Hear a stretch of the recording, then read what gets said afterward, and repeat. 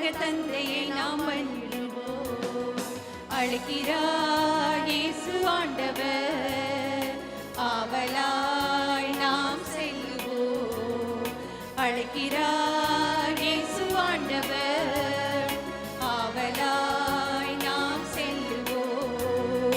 அவ பலியினில் கலந்திட, அவ மொழியினில் நடந்திட, அவ பலியினில் கலந்திட, அவ மொழியினில் நடந்திட, சாட்சிகளாய் என்று வாழ்ந்திட இந்நாளிலே அழைக்கிறார் இயேசு ஆண்டவர், ஆவலாய் நாம் செல்லுவோம். தந்தை மகன் தூயாவியாரின் பெயராலே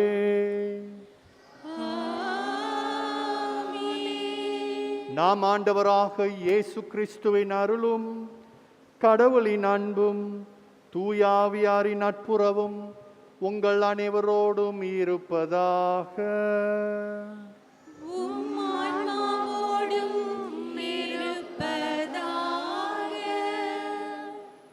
அன்பார்ந்த இறை மக்களே, பாஸ்கா மறைபொருள். நம் ஆண்டவர் இயேசு கிறிஸ்துவினுடைய வாழ்க்கையில் 3 நிகழ்வுகளை இன்றைக்கு நாம் ஆரம்பிக்க வந்திருக்கிறோம் ஒரு கிறிஸ்துவ சமூகமாக. இன்றைக்கு முதல் நாள் ஆண்டவருடைய இரவு விருந்தை இத்திருப்பலியில் நாம் கொண்டாட வந்திருக்கிறோம். வாருங்கள், இத்திருப்பலியில் நாம் முழுமையாக பங்கெடுக்க நாம் செய்த அனைத்து பாவத்தையும் நாம் நினைவுக்கு கொண்டு வந்து ஆண்டவரை பார்த்து முழுமையாக மன வருந்துவோம்.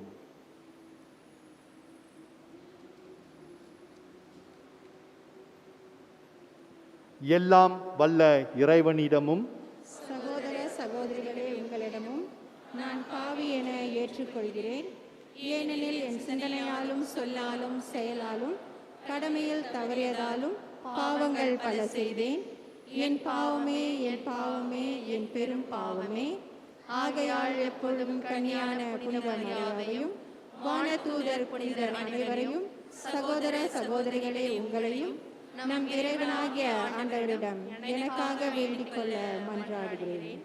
எல்லாம் வல்ல இறைவன் நம் மீது இரக்கம் வைத்து நம் பாவங்களை மன்னித்து நம்மை நிலை வாழ்வுக்கு அழைத்து செல்வாராக. ஆமென்.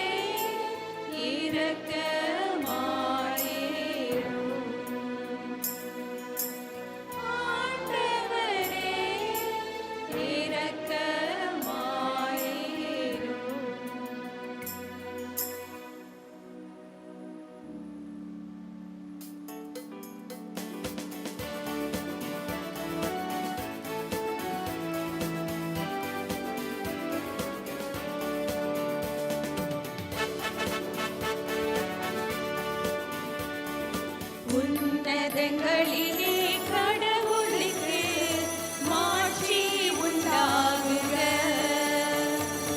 உலகினிலே நன்மனத்தோருக்கு அமைதியாகுக. உம்மை புகழ்கின்றோம், உம்மை வாழ்த்துகின்றோம், உம்மை ஆராதிக்கின்றோம், உம்மை மாட்சிப்படுத்துகின்றோம். உமது மேலான மாட்சி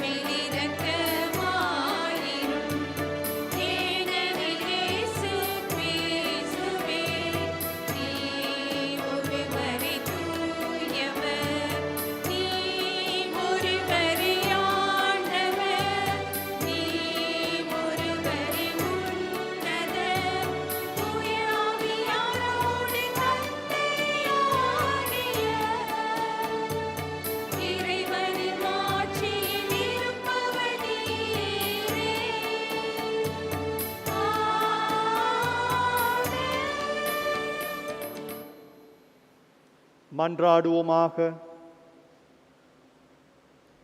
இறைவா, உம் திருமகன் சாவுக்கு தம்மையே கையளிக்கும் வேளையில் நிலைத்து நிற்கும் அன்பின் புதிய பலியையும் திருவிருந்தையும் தமது திரு அவைக்கு அழைத்தார். அதனால் இப்புனிதமிக்க திரு உணவில் அடிக்கடி பங்கு கொள்ளும் நாங்கள் இத்துணை மேலான மறை நிகழ்விலிருந்து அன்பின் முழுமையையும் வாழ்வின் நிறைவையும் பெற்றுக்கொள்ள அருள் புரிவீராக. உம்மோடு பரிசுத்த ஆவியின் ஐக்கியத்தில் என்றென்று வாழ்ந்து ஆட்சி செய்கின்ற எங்கள் ஆண்டவர் இயேசு கிறிஸ்து வழியாக மன்றாடுகின்றோம். ஆமென்.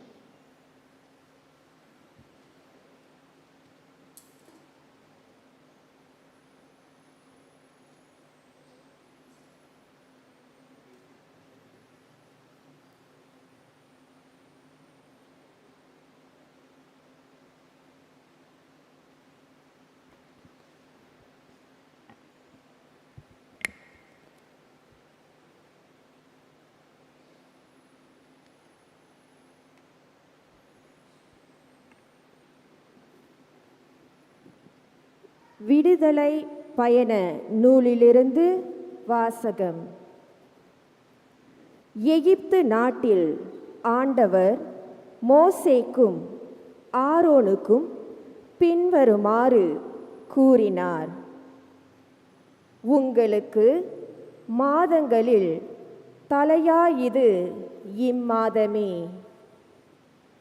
ஆண்டில் உங்களுக்கு முதல் மாதமும் இதுவே. இஸ்ராயல் மக்கள் கூட்டமைப்பு முழுவதற்கும் நீங்கள் அறிவியுங்கள்.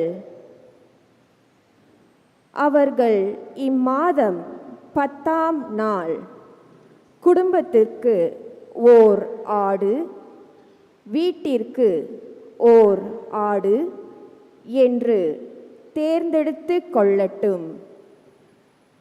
ஓர் ஆட்டினை உண்ண ஒரு வீட்டில் போதிய ஆள்கள் இல்லை எனில் உண்போரின் எண்ணிக்கைக்கும் உண்ணும் அளவுக்கும் ஏற்ப அண்டை வீட்டாரை சேர்த்து கொள்ளட்டும்.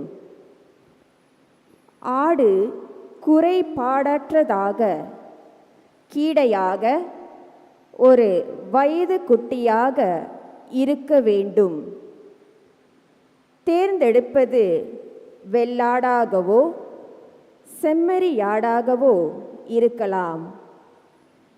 இம்மாதம் 14ஆம் நாள் வரை அதை வைத்து பேணுங்கள். அந்நாள் மாலை மங்கும் வேளையில் இஸ்ராயல் மக்கள் கூட்டமைப்பின் அனைத்து சபையும் அதை வெட்ட வேண்டும். இரத்தத்தில் சிறிதளவு எடுத்து உண்ணும் வீடுகளின் இரு கதவு நிலைகளிலும் மேல் சட்டத்திலும் பூச வேண்டும். இறைச்சியை அந்த இரவிலேயே உண்ண வேண்டும். நெருப்பில் அதனை வாட்டி புளிப்பற்ற அப்பத்தோடும் கசப்பு கீரையோடும் உண்ண வேண்டும். நீங்கள் அதனை உண்ணும் முறையாவது இடையில் கச்சை கட்டி கால்களில் காலணி அணிந்து கையில் கோல் பிடித்து விரைவாக உண்ணுங்கள். இது ஆண்டவரின் பாஸ்கா. ஏனெனில் நான் இன்றிரவிலேயே எகிப்து நாடெங்கும் கடந்து சென்று எகிப்து நாட்டில் மனிதர் தொடங்கி விலங்கு வரை அனைத்து ஆண்பால் தலைப்பிறப்பையும் சாகடிப்பேன். எகிப்தின் தெய்வங்கள் அனைத்தின் மேலும் நான் தீர்ப்பிடுவேன். நானே ஆண்டவர். இரத்தம் நீங்கள் இருக்கும் வீடுகளில் உங்களுக்கு அடையாளமாக இருக்கும். நான் இரத்தத்தை கண்டு உங்களை கடந்து செல்வேன். எகிப்து நாட்டில் நான் அவர்களை சாகடிக்கும் போது கொல்லும் கொள்ளை நோய் எதுவும் உங்கள் மேல் வராது. இந்நாள் உங்களுக்கு ஒரு நினைவு நாளாக விளங்கும். இதனை ஆண்டவரின் விழாவாக நீங்கள் தலைமுறை தோறும் கொண்டாடுங்கள். இந்த விழா உங்களுக்கு நிலையான நியமமாக இருப்பதாக. இது ஆண்டவர் வழங்கும் அருள்வாக்கு. இறைவனுக்கு நன்றி.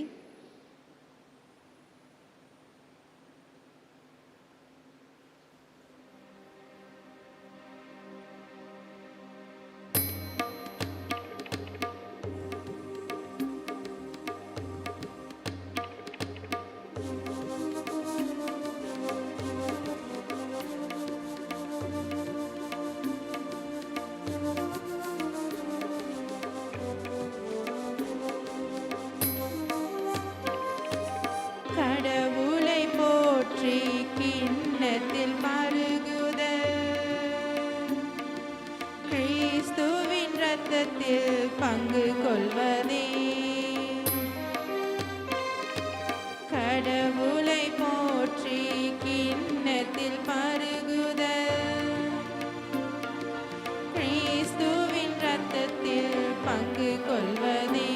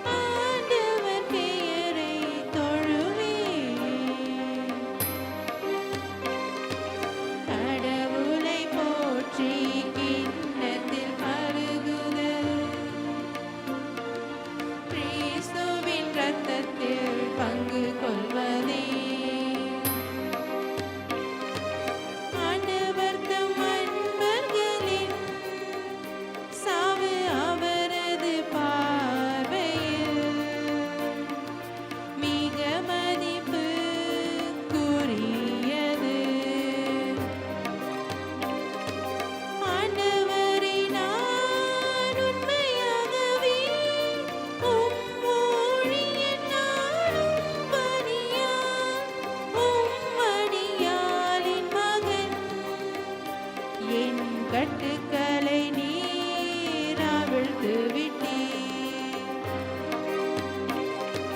கடவுளை போற்றி கிண்ணத்தில் பருகுதல்,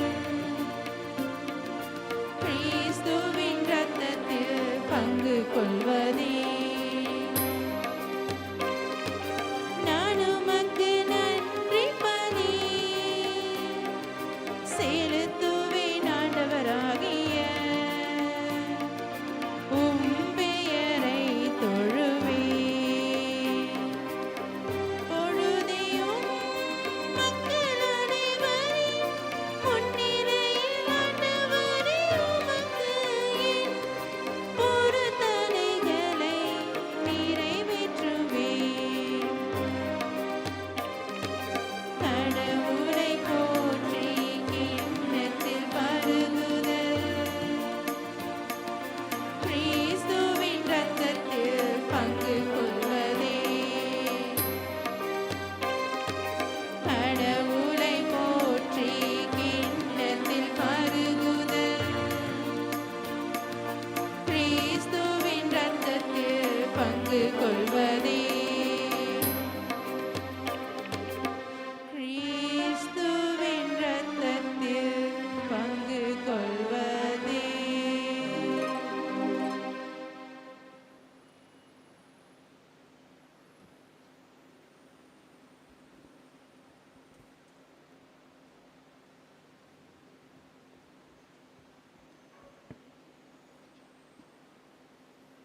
திருத்தூதர் பவுல் கொரிந்தியருக்கு எழுதிய முதல் திருமுகத்திலிருந்து வாசகம். சகோதரர் சகோதரிகளே, ஆண்டவரிடமிருந்து நான் எதை பெற்றுக்கொண்டேனோ அதையே உங்களிடம் ஒப்படைக்கின்றேன். அதாவது, ஆண்டவராகிய இயேசு காட்டிக் கொடுக்கப்பட்ட அந்த இரவில் அப்பத்தை எடுத்து கடவுளுக்கு நன்றி செலுத்தி அதை பிட்டு, இது உங்களுக்கான என் உடல், இதை என் நினைவாக செய்யுங்கள் என்றார். அப்படியே உணவு அருந்திய பின் கிண்ணத்தையும் எடுத்து, இந்த கிண்ணம் என் இரத்தத்தால் நிலைப்படுத்தப்படும் புதிய உடன்படிக்கை. நீங்கள் இதிலிருந்து பருகும் போதெல்லாம் என் நினைவாக இவ்வாறு செய்யுங்கள் என்றார். ஆதலால் நீங்கள் இந்த அப்பத்தை உண்டு கிண்ணத்திலிருந்து பருகும் போதெல்லாம் ஆண்டவருடைய சாவை அவர் வரும் வரை அறிவிக்கிறீர்கள். ஆண்டவர் வழங்கும் அருள்வாக்கு. இறைவனுக்கு நன்றி.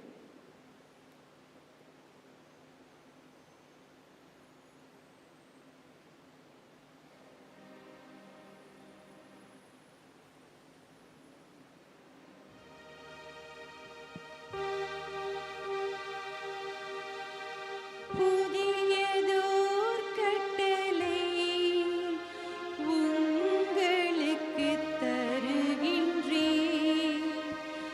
உங்களுக்கு நான் அன்பு செய்தது போலவே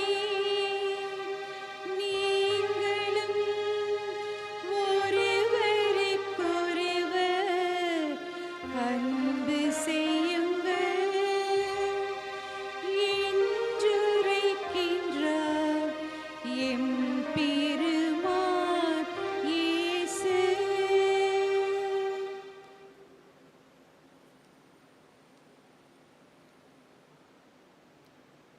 ஆண்டவர் உங்களோடு இருப்பாராக. ஆன்மாவோடும் இருப்பாராக. யோவான் எழுதிய நற்செய்தியிலிருந்து வாசகம். ஆண்டவரே, மாட்சி உமக்கே.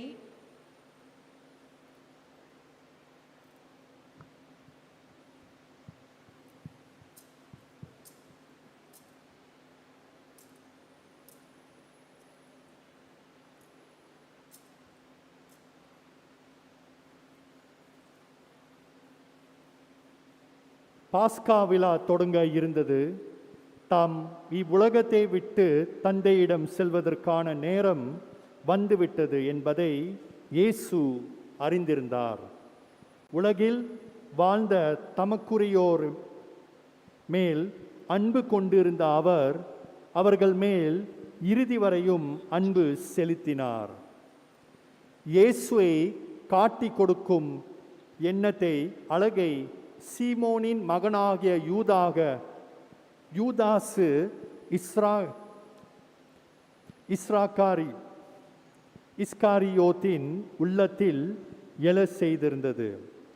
இராவுணவு வேளையில் தந்தை அனைத்தையும் தம் கையில் ஒப்படைத்துள்ளார் என்பதையும், தாம் கடவுளிடமிருந்து வந்தது போல் அவரிடமே திரும்ப செல்ல வேண்டும் என்பதையும் அறிந்திருந்தவராய் இயேசு பந்திலிருந்து எழுந்து தாம் மேல் உடையை கழற்றி வைத்துவிட்டு ஒரு துண்டை எடுத்து இடுப்பில் கட்டி கொண்டார். பின்னர் ஒரு குவளையில் தண்ணீர் எடுத்து சீடர்களுடைய காலடிகளை கழுவி இடுப்பில் கட்டியிருந்த துண்டால் துடைக்க தொடங்கினார். சீமோன் பேதுருவிடம் இயேசு வந்தபோது அவர், ஆண்டவரே, நீரா என் காலடிகளை கழுவ போகிறீர் என்று கேட்டார். இயேசு மறுமொழியாக, நான் செய்வது என்னதென்று இப்போது உனக்கு புரியாது, பின்னரே புரிந்து கொள்வாய் என்றார். பேதுரு அவரிடம், நீர் என் காலடிகளை கழுவ விடவே மாட்டேன் என்றார். இயேசு அவரை பார்த்து, நான் உன் காலடிகளை கழுவவிட்டால் என்னோடு உனக்கு பங்கு இல்லை என்றார். அப்போது சீமோன் பேதுரு, அப்படியானால் ஆண்டவரே, என் காலடிகளை மட்டுமல்ல, என் கைகளையும் தலையும் கூட கழுவும் என்றார். இயேசு அவரிடம், குளித்து விட்டவர் தம் காலடிகளை மட்டும் கழுவினால் போதும், அவர் தாய்மையாகிவிடுவார். நீங்களும் மன்னிக்க வேண்டும், அவர் தூய்மையாகிவிடுவார். நீங்களும் தூய்மையாய் இருக்கிறீர்கள், ஆனாலும் அனைவரும் தூய்மையாய் இல்லை என்றார். தம்மை காட்டி கொடுப்பவன் எவன் என்று அவருக்கு ஏற்கனவே தெரிந்திருந்தது. எனவே தான் உங்களுள் அனைவரும் தூய்மையாய் இல்லை என்றார். அவர்களுடைய காலடிகளை கழுவிய பின் இயேசு தம் மேலுடையை அணிந்து கொண்டு மீண்டும் பந்தியில் அமர்ந்து அவர்களிடம் கூறியது, நான் உங்களுக்கு செய்தது என்னவென்று உங்களுக்கு புரிந்ததா? நீங்கள் என்னை போதகர் என்றும் ஆண்டவர் என்றும் அழைக்கின்றீர்கள். நீங்கள் அவ்வாறு கூப்பிடுவது முறையா? நான் போதகர்தான், ஆண்டவர்தான். ஆகவே ஆண்டவரும் போதகருமான நான் உங்கள் காலடிகளை கழுவினேன் என்றால், நீங்களும் ஒருவர் மற்றவருடைய காலடிகளை கழுவ கடமைப்பட்டு இருக்கிறீர்கள். நான் செய்தது போல நீங்களும் செய்யுமாறு நான் உங்களுக்கு முன்மாதிரி காட்டினேன் என்றார்.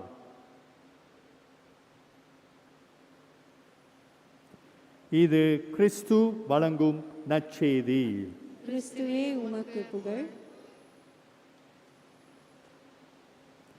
அன்பார்ந்த இறை மக்களே, பாஸ்கா மறைபொருள், த பாஸ்கல் மிஸ்ட்ரி என்று ஆங்கிலத்தில் கூப்பிடப்படும் இந்த 3 நிகழ்வுகள் ஆண்டவருடைய வாழ்க்கையில் முக்கியமான ஒரு பயணத்தை இன்றைக்கு நாம் ஆரம்பிக்க இருக்கிறோம்.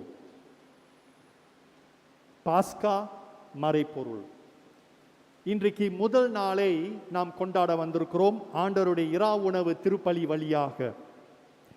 இன்றைய நிகழ்வில் அன்பார்ந்த இறை மக்களே, திருச்சபை நமக்கு 3 முக்கியமான விஷயத்தை இன்றைய திருப்பலி வழியாக ஆண்டவர் நமக்கு கொடுக்கிறார்.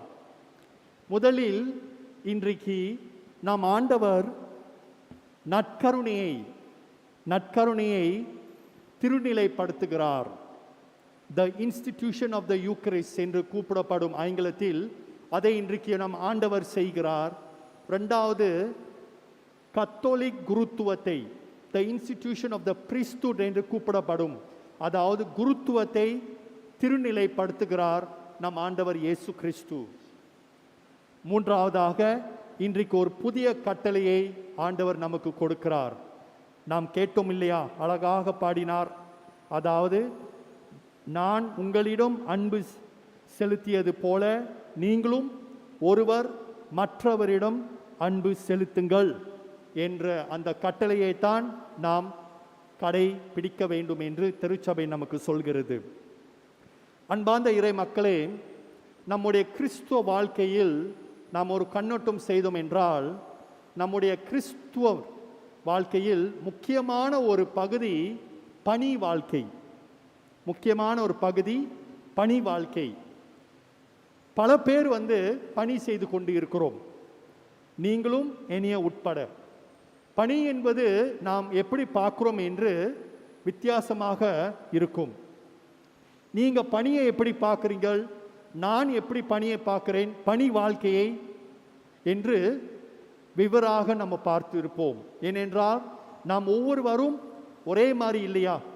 கடவுள் நம்மளை படிக்கும்போது நம்மை தனிப்பட்ட முறையில் செதுக்கி நம்மளை படித்திருக்கிறார். ஸோ ஆகவே நம்முடைய பணி வாழ்க்கையை நாம் எவ்வளவு பணி வாழ்க்கைக்கு மன்னிக்க வேண்டும், பணி வாழ்க்கைக்கு நாம் எவ்வளவு முக்கியத்துவம் கொடுக்கிறோம் என்று இன்றைக்கு நாம் ஒரு கண்ணோட்டம் செய்ய வேண்டும். என்னோட பணி வாழ்க்கைக்கு நான் எவ்வளவு முக்கியத்துவம் கொடுக்கிறோம் என்று. சமீபத்தில் நம்முடைய பாப்பாண்டவர் முதியோர்களிடம் போய் சந்திக்கும் போது அவர்களுடைய வீட்டில் அவர் சொன்னால், வயதானவங்க, அதாவது படுக்கையாக இருக்கிறாங்க சில பேர், நோயாளியாக இருக்கிறாங்க சில பேர், அவங்களுக்கும் ஒரு பணி இருக்குது என்று சொன்னார். உங்களுக்கும் ஒரு பணி இருக்குது வயதானவர்கள். ஃபாதர், எனக்கு கால் வலி, எனக்கு கை வலி, எனக்கு தலைவலி, எனக்கு ஏதாவது நோய் இருக்குது ஃபாதர் என்று சொல்கிறவங்களுக்கு உங்களுக்கும் ஒரு பணி இருக்குது. உங்களுடைய துன்பத்திலையும் உங்களுடைய கஷ்டத்திலையும் ஆண்டவர் உங்களுக்கு ஒரு பணியை கொடுத்திருக்கிறார். அது என்னவென்றால், நாம் ஜெபிக்க வேண்டும், மற்றவர்களுக்கு நாம் ஜெபிக்க வேண்டும். ஏனென்றால் நாம் ஒரு காலத்தில் நல்லா ஓடி ஆடி பணி செய்துக்கிட்டு இருந்தோம். ஆனால் இன்றைக்கு சூழ்நிலை நம்மை மாற்றி அமைச்சிருக்கிறது. ஸோ பணி என்று சொல்லும்போது நான் 3 விஷயம் சொன்னேன் என்று இல்லையா? அதாவது குருத்துவத்தை திருநிலைப்படுத்தினார், அப்புறம் நற்கருணையை திருநிலைப்படுத்தினார், 3வது புதிய கட்டளையை கொடுத்தார். இந்த 3 விஷயத்தை நம்முடைய இன்றைய சூழ்நிலையில் 21ஆம் நூற்றாண்டில் எப்படி நாம் மாற்றி அமைக்கலாம் என்று பாருங்கள், ஒரு கண்ணோட்டம் செய்வோம். முதலாவதாக புதிய கட்டளை. ஆண்டவர் இன்றைக்கு வந்த சூழ்நிலையினால நம்ம அந்த பாதம் கழுவுதலை செய்ய போவதில்லை.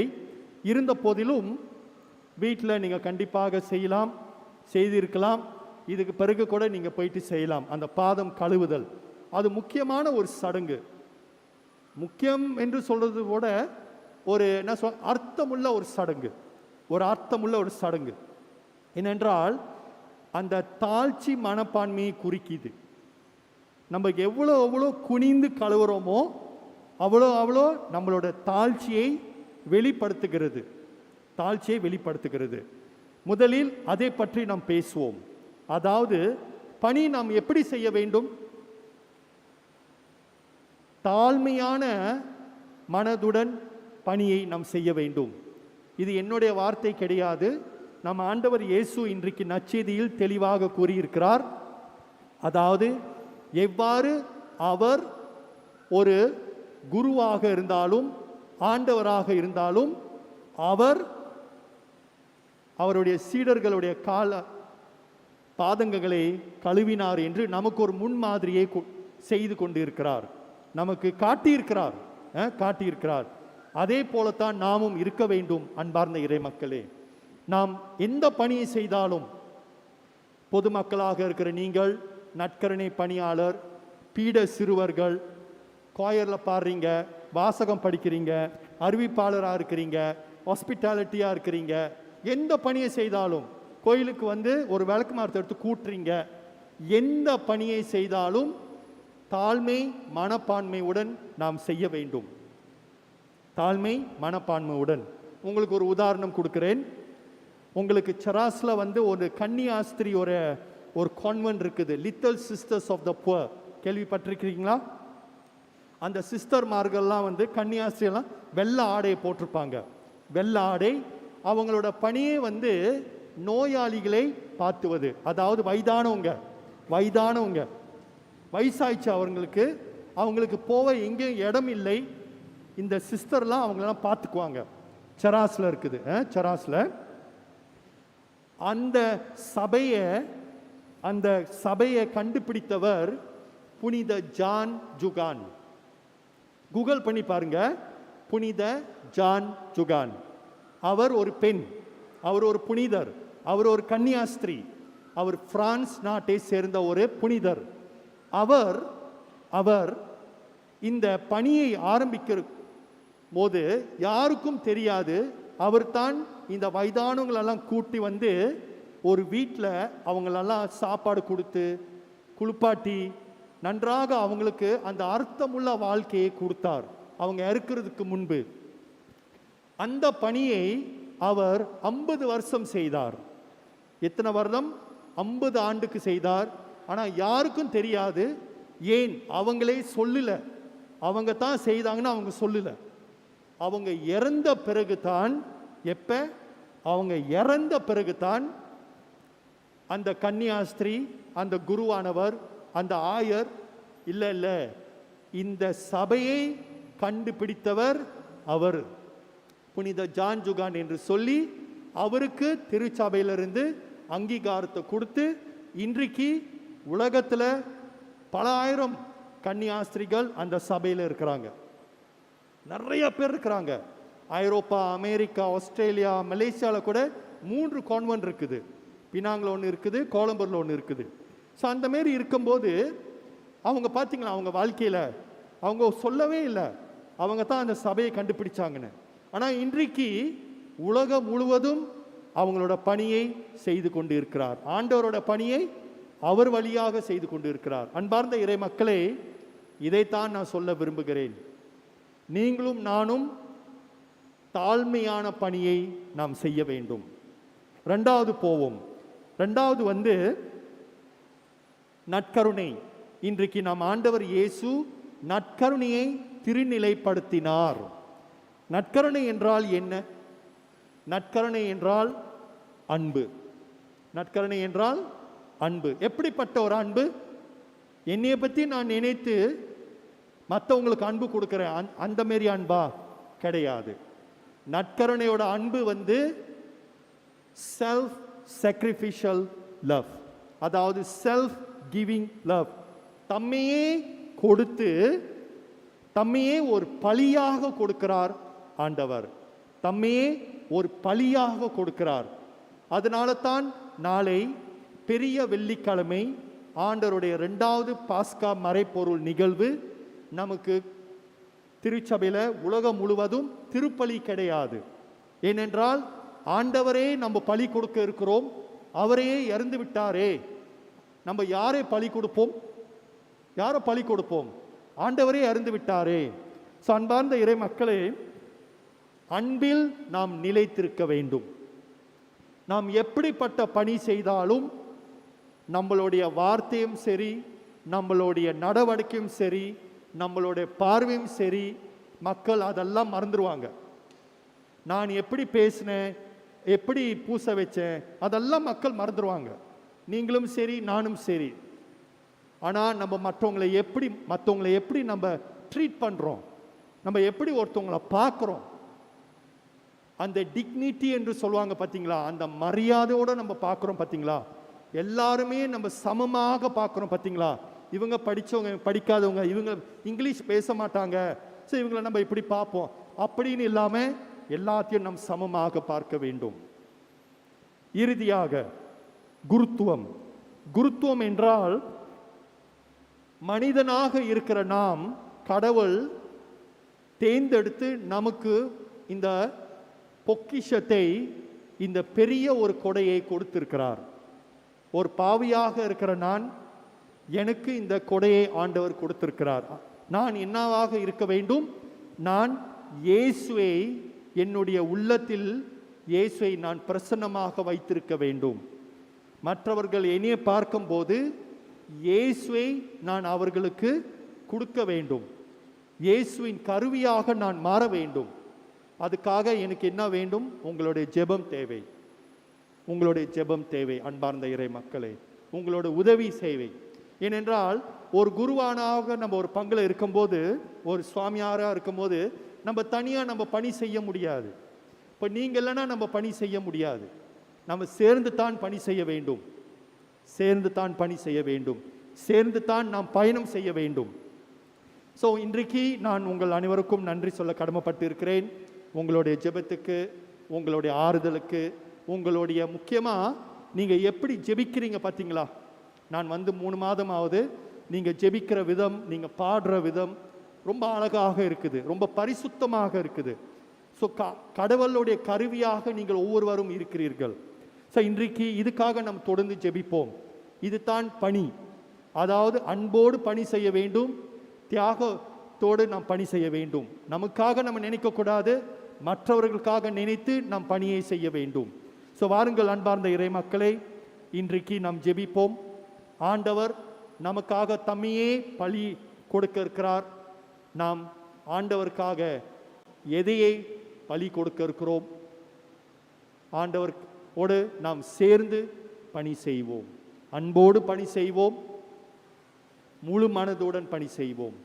கடவுள் நமக்கு வேண்டிய ஆசீர், நமக்கு வேண்டிய அருளை கண்டிப்பாக வழங்குவார் என்ற நம்பிக்கையுடன் தொடர்ந்து இத்திருப்பலியில் நாம் பங்கெடுப்போம்.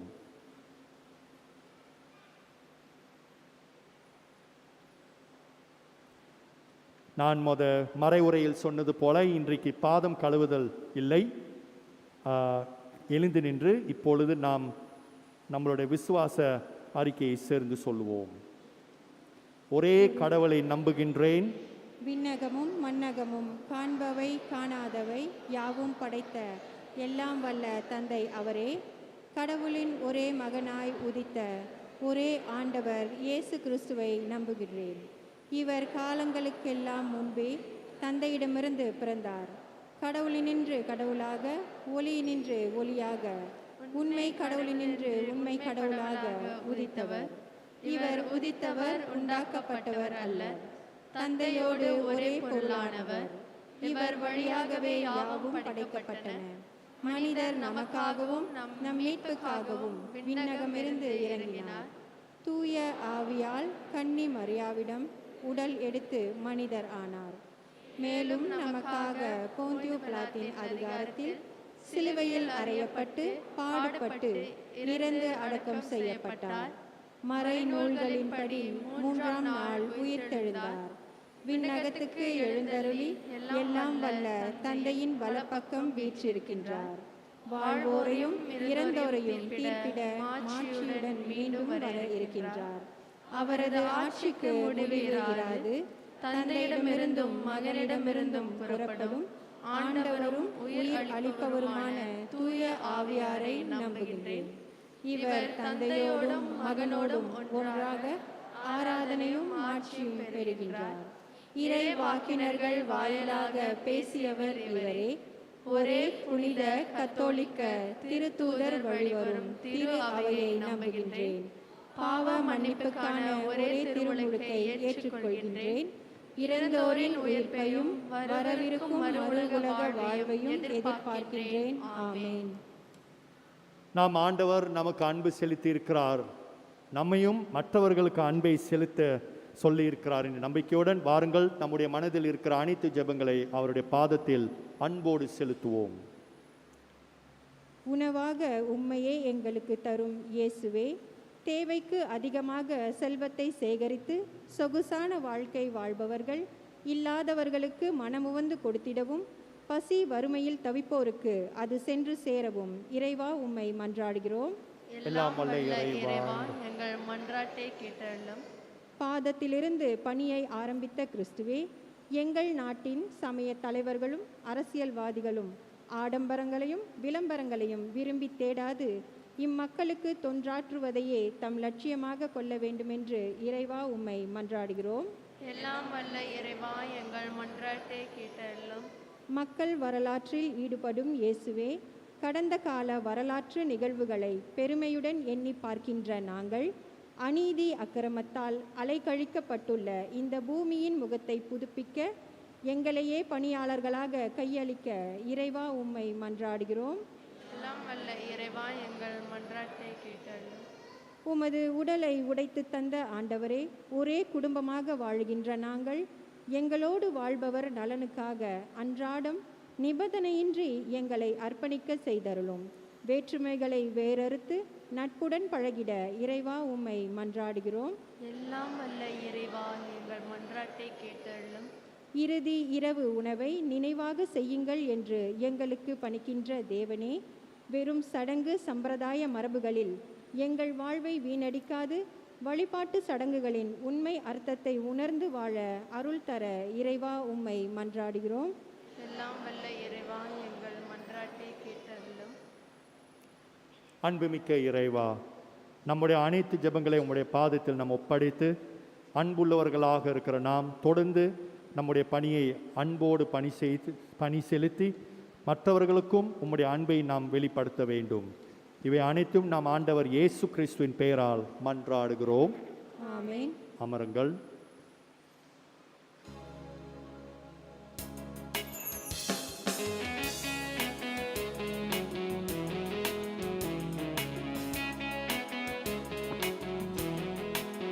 இன்று எடுக்கப்படும் காணிக்கை புனித நகருக்கு அனுப்பி வைக்கப்படும்.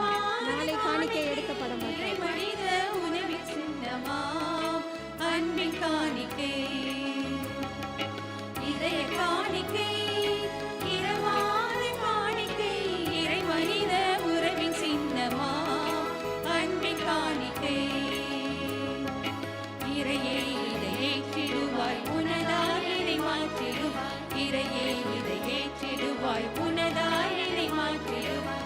இதய காணிக்கை, இரவாத காணிக்கை, இறை மனித உறவின் சின்னமாம் அன்பின்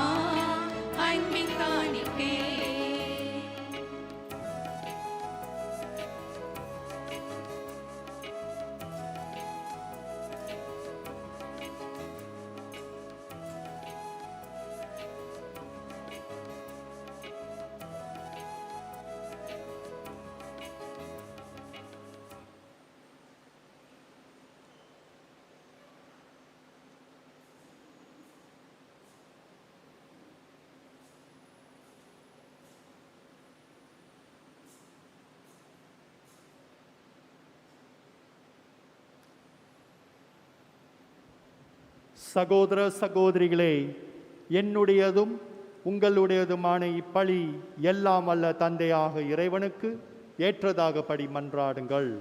ஆண்டவர் தமது பெயரின் புகழ்ச்சிக்காகவும் மாட்சிக்காகவும் நமது நன்மைக்காகவும் புனித திரு அவை அனைத்தின் நலனுக்காகவும் உமது கையிலிருந்து பலியை ஏற்றுக்கொள்வாராக. ஆண்டவரே, எப்பொழுதெல்லாம் இப்பலியின் நினைவு கொண்டாடப்படுகின்றதோ அப்பொழுதெல்லாம் எங்கள் மீட்பின் செயல் நிறைவேற்றப்படுகின்றது. எனவே நாங்கள் இம்மறை நிகழ்வுகளில் தகுதியுடன் பங்கேற்க எங்களுக்கு அருள் புரிவீராக. எங்கள் ஆண்டவர் இயேசு கிறிஸ்து வழியாக மன்றாடுகிறோம். ஆமென். ஆண்டவர் உங்களோடு இருப்பாராக. உம் ஆன்மாவோடும் இருப்பாராக. இதயங்களை மேலே எழுப்புங்கள். ஆண்டவரிடம் எழுப்பியுள்ளோம். நாம் இறைவனாகிய ஆண்டவருக்கு நன்றி கூறுவோம். அது தகுதியும் நீதியுமானது. ஆண்டவரே, தூயவரான தந்தையே, என்றும் உள்ள எல்லாம் வல்ல இறைவா, எங்கள் ஆண்டவராக கிறிஸ்து வழியாக எந்நாளும் எவ்விடத்திலும் நாங்கள் உமக்கு நன்றி செலுத்துவது மெய்யாகவே தகுதியும் நீதியுமாகும். எங்கள் கடமையும் மீட்புக்கு உரிய செயலுமாகும். என்றும் உள்ள மெய்யான குருவாகிய அவர் நிலையான பழிமுறையை ஏற்படுத்தினார். மீட்பளிக்கும் பழிப்பொருளாக முதல் தம்மையே உமக்கு ஒப்பு கொடுத்து தம் நினைவாக நாங்களும் பலி செலுத்த வேண்டுமென்று கற்பித்தார். எங்களுக்காக பலியான அவருடைய திரு உடலை உண்ணும் போதெல்லாம் நாங்கள் வலிமை பெறுகின்றோம். அவர் எங்களுக்காக சிந்திய திரு இரத்தத்தை பருகும் போதெல்லாம் நாங்கள் களவப்பட தூய்மை அடைகின்றோம். ஆகவே வானதூதர், முதன்மை வானதூதரோடும் அரியணையில் அமர்வோர், தலைமை தாங்குவரோடும் வான்படிகளின் அணிகள் அனைவரோடும் சேர்ந்து நாங்கள் உமது மாட்சியை புகழ்ந்து பாடி முடிவின்று சொல்வதாவது: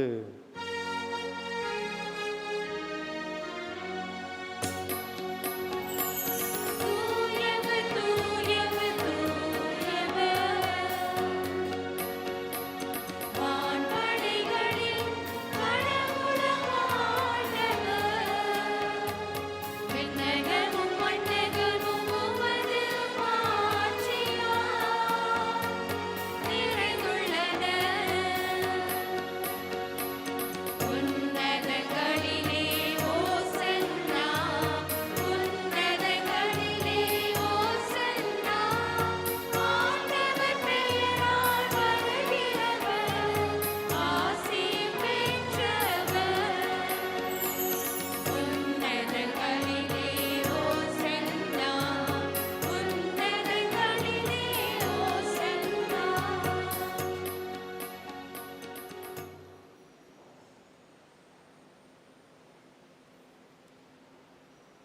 ஆண்டவரே, நீர் மெய்யாகவே தூயவர். உம்முடைய படைப்புக்கள் எல்லாம் உம்மை புகழ்வது தருமே. ஏனெனில் உம் திருமகனாகிய எங்கள் ஆண்டவர் இயேசு கிறிஸ்துவின் வழியாக தூய ஆவியார் செயலாற்றலால் அனைத்தையும் உய்வித்து தூய்மைப்படுத்துகின்றீர். கதிரவன் தோன்றி மறையும் வரை உமது பெயருக்கு தூய காணிக்கையை ஒப்பு கொடுக்குமாறு உமக்கென மக்களை இடையறாது ஒன்று சேர்த்து வருகின்றீர். எனவே ஆண்டவரே, உமக்கு அர்ப்பணிக்க நாங்கள் கொண்டு வந்துள்ள காணிக்கைகளை அதே ஆவியால் தூய்மைப்படுத்த உம்மை தாழ்மையுடன் மன்றாடுகின்றோம். இவ்வாறு உம் திருமகனின் எங்கள் ஆண்டவர் இயேசு கிறிஸ்துவின் உடலாகவும் இரத்தமுமாக இவை மாறுவனவாக. அவர் பணித்தவாறே இம்மறை நிகழ்வுகளை கொண்டாடுகின்றோம். ஏனெனில் அவர் காட்டி கொடுக்கப்பட்ட இரவில் அப்பத்தை எடுத்து உமக்கு நன்றி செலுத்தி ஆசி வழங்கி அதை பிட்டு தம் சீடர்களுக்கு அளித்து அவர் கூறியதாவது: அனைவரும் இதிலிருந்து பெற்று உண்ணுங்கள், ஏனெனில் இது உங்களுக்காக கையளிக்கப்படும் என் உடல்.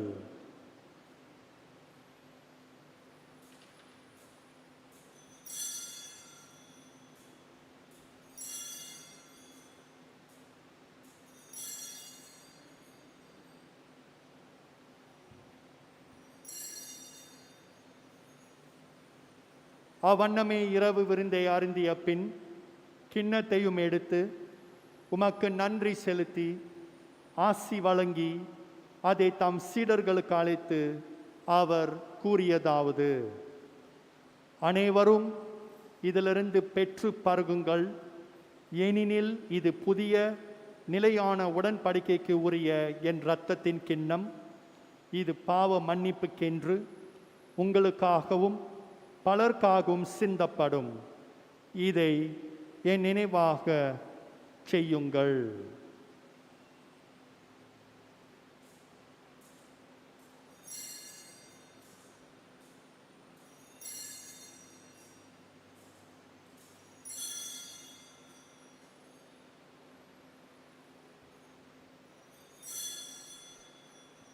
நம்பிக்கையின் மறைபொருள்.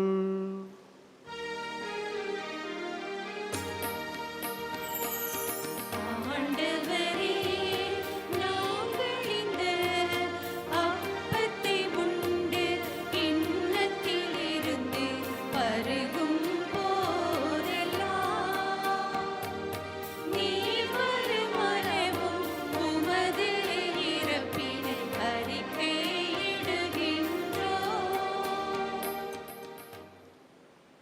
ஆகவே ஆண்டவரே, உம் திருமகனின் மீட்பளிக்கும் பாடுகளையும் வியப்புக்கு உரிய உயிர்ப்பையும் விண்ணற்றத்தையும் நாங்கள் நினைவு கூர்கின்றோம். இவர் மீண்டும் வருவார் என எதிர்பார்த்திருக்கும் நாங்கள் இப்புனிதமான உயிருள்ள பலியை நன்றி செலுத்தி உமக்கு ஒப்பு கொடுக்கின்றோம். உமது திரு அவையின் காணிக்கை கண்ணோக்கி அருள உம்மை மன்றாடுகின்றோம். இப்பலியினால் நீர் உளம் கனிய திருவுளமானீர். இவ்வாறு உம்முடைய திருமகனின் திரு உடல் திரு இரத்தத்தால் ஊட்டம் பெறும் நாங்கள் அவருடைய தூய ஆவியால் நிரப்ப பெற்று கிறிஸ்துவுக்குள் ஒரே உடலும் ஒரே உள்ளமும் உடையவராக விளங்க செய்வீராக.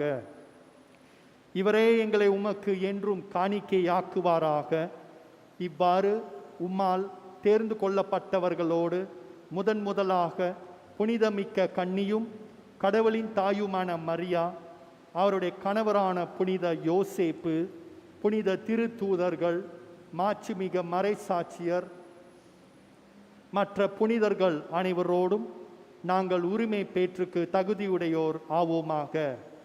இவர்களின் வேண்டுதலால் நாங்கள் என்றும் உமது உதவியை பெறுவோம் என உறுதியோடு இருக்கின்றோம். ஆண்டவரே, எங்களை உம்மோடு ஒப்புரவாக்கும் இப்பலி உலகற்கெல்லாம் அமைதியும் மீட்பும் தர வேண்டுமென மன்றாடுகின்றோம். இவ்வுலகில் பயணம் செய்யும் உமது திரு அவையை சிறப்பாக உம் அடியாராகிய எங்கள் திருத்தந்தை பிரான்சிஸ், எங்கள் ஆயர் ஜூலியன் லியாவ், ஏனைய ஆயர்கள், திருநிலையினர்கள், உமக்கு சொந்தமான மக்கள் ஆகிய அனைவரையும் நம்பிக்கையிலும் அன்பிலும் உறுதி பெற செய்வீராக. நீ விரும்பியபடி உம் திருமுன் நிற்கின்ற இக்குடும்பத்தின் வேண்டுதலுக்கு கனிவுடன் செவிசாய் தருளும். கனிவுள்ள தந்தையே, எங்கும் சிதறுண்டு இருக்கும் உம்முடைய பிள்ளைகளை கனிவுடன் உம்மோடு சேர்த்து கொள்ளும். இறந்து போன எங்கள் சகோதரர் சகோதரிகளையும்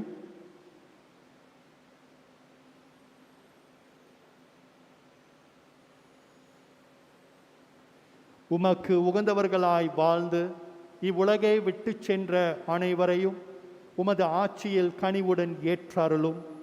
நாங்களும் அங்கு வந்து சேர்ந்து அவர்களோடு உமது மாட்சியால் என்றும் மனநிறைவை அடைவோம் என எங்கள் ஆண்டவராக கிறிஸ்து வழியாக எதிர்நோக்கி இருக்கின்றோம். இவர் வழியாகவே நீ உலகுக்கு எல்லா நன்மைகளையும் வழங்குகின்றீர். இவர் வழியாக இவரோடு இவரில் எல்லாம் வல்ல இறைவனாகிய தந்தையே,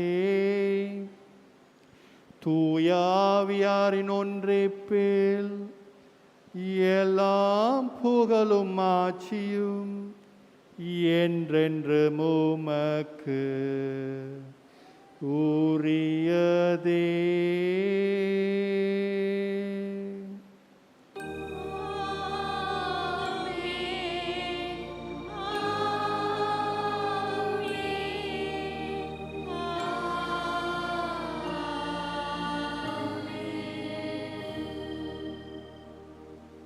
வாருங்கள் அன்பார்ந்த இறை மக்களே, நம் ஆண்டவர் நமக்காக கற்றுக் கொடுத்த ஜெபத்தை அன்பான மக்கள் நாம் அன்பில் தொடர்ந்து நிலைத்திருப்போம். விண்ணுலகில் இருக்கிற எங்கள் தந்தையே, உமது பெயர் தூயது என போற்றப் பெறுக. உமது ஆட்சி வருக. உமது திருவுளம் விண்ணுலகில் நிறைவேறுவது போல மண்ணுலகிலும் நிறைவேறுக.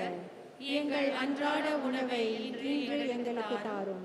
எங்களுக்கு எதிராக குற்றம் செய்வோரை நாங்கள் மன்னிப்பது போல எங்கள் குற்றங்களை மன்னியும். எங்களை சோதனைக்கு உட்படுத்தாதேயும், தீமையிலிருந்து எங்களை விடுவித்தருளும். ஆண்டவரே, தீமை அனைத்திலிருந்தும் எங்களை விடுவித்து எங்கள் வாழ்நாளில் அமைதியை கனிவுடன் அருள உம்மை மன்றாடுகின்றோம். உமது இரக்கத்தின் உதவியால் நாங்கள் பாவத்திலிருந்து எப்போதும் விடுதலை பெற்று யாதொரு கலக்கமும் இன்றி நலமாய் இருப்போமாக.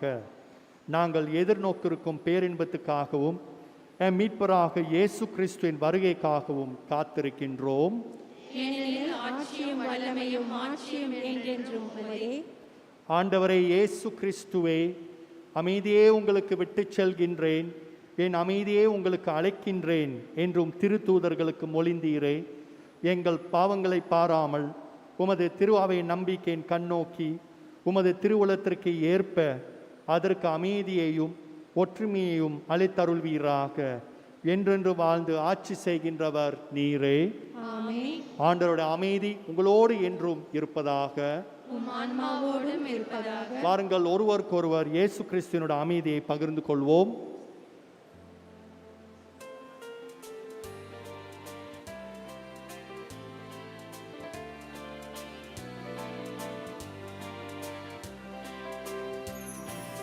உலகின் பாவம் போக்கும் இறைவா, இறைவனின் செம்மறியே, எம்மேல் இரக்கம் வையும் இறைவா, எம்மேல் இரக்கம் வையும். உலகின் பாவம் போக்கும் இறைவா, இறைவனின் செம்மறியே, எம்மேல் இரக்கம் வையும் இறைவா, எம்மேல் இரக்கம் வையும். உலகின் பாவம் போக்கும் இறைவா, இறைவனின் செம்மறியே, உலகின் பாவம் போக்கும் இறைவா, இறைவனின் செம்மறியே, எமக்கு அமைதி அருளும், எமக்கு அமைதி அருளும், எமக்கு அமைதி அருளும், எமக்கு அமைதி அருளும்.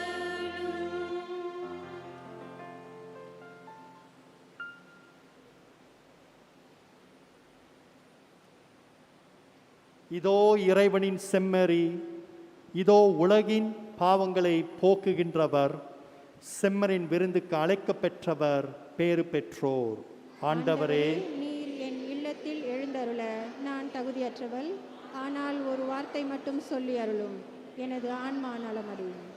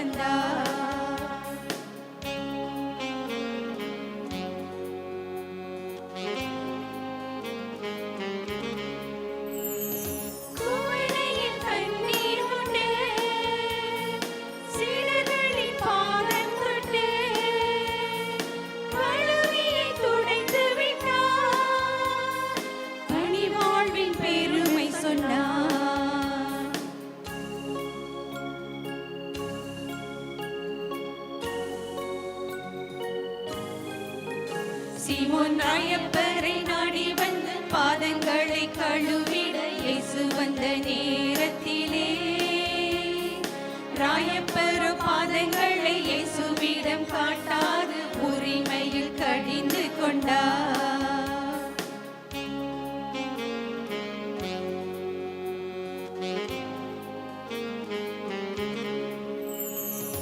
என்னுடைய பாதங்களை என் ஆண்டவர் கழுவுவதா?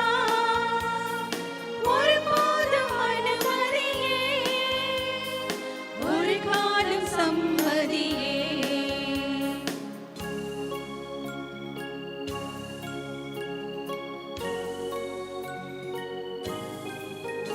நான் செய்வது என்னவென்று இப்போது புரியாது, பின்னரை புரிந்து கொள்வார். உன் பாதம் கழுவிட அனுமதியாவிடில் என்னோடு பங்கில்லை.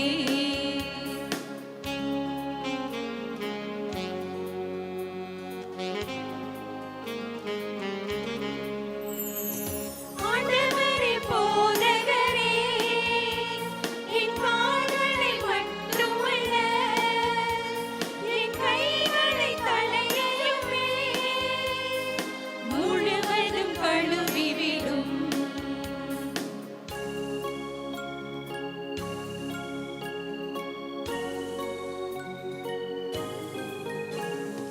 முழுவதும் குளித்தவன் கால் மட்டும் கழுவினால் போதும் என்று அறியாயோ?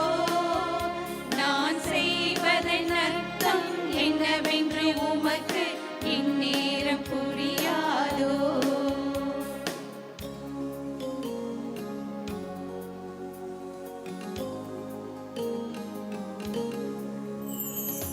ஆண்டவர் போதகர்தான் முன்மாதிரி காட்டுகிறேன். ஒருவர் ஒருவரது பாதங்களை கழுவுங்கள்.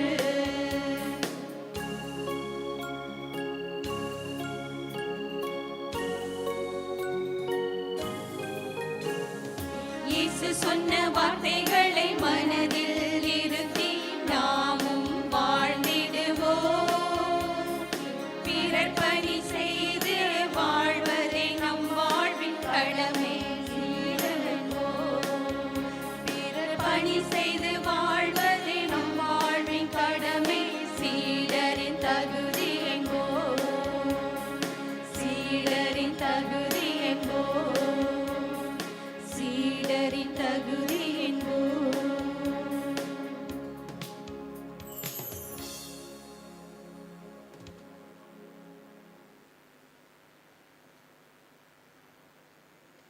மன்றாடுவோமாக.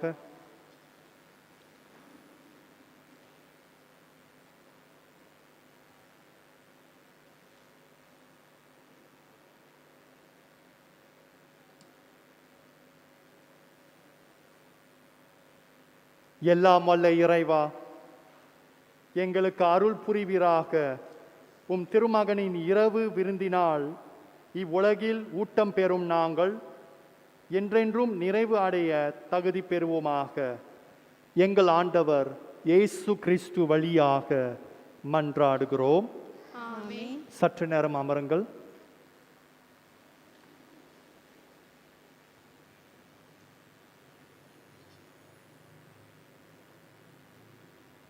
திருப்பலிக்கு பின் நற்கருணை ஆராதனை 8:10 வரை நடைபெறும். இறைமக்கள் அமைதி காக்கவும். இன்று எடுக்கப்பட்ட காணிக்கை புனித நகருக்கு அனுப்பி வைக்கப்படும். நாளை காணிக்கை எடுக்கப்பட மாட்டாது. நாளை வெள்ளிக்கிழமை 6 மணிக்கு சிலுவை பாதையும் அதனைத் தொடர்ந்து 6:30 மணிக்கு வழிபாடும் நடைபெறும்.